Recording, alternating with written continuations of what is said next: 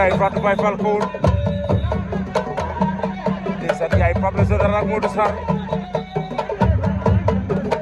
la o dina la appel kaga dañuy jël avertissement dañ koy séddoo Cheikh Tidiane jël na avertissement occupé na mu jël avertissement arrêté leen bëri leen vivacité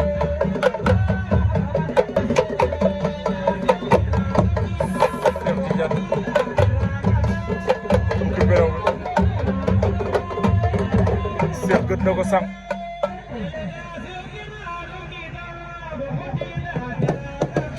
waaye kooku daa bañ de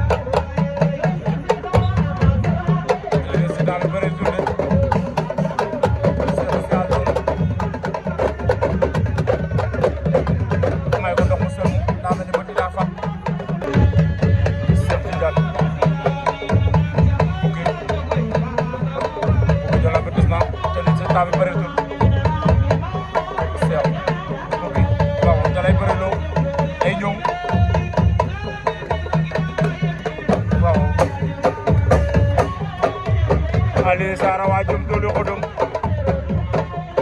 Aliou Sara bizoro kita di nam jaju mafang cewai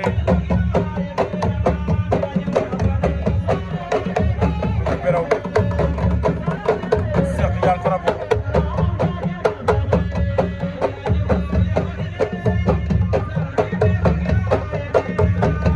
Cheikh lo sogi boy dina ci wala do kubla mala ko Cheikh Tidiane temps ba jeex na Cheikh Tidiane da koy jël par décision bi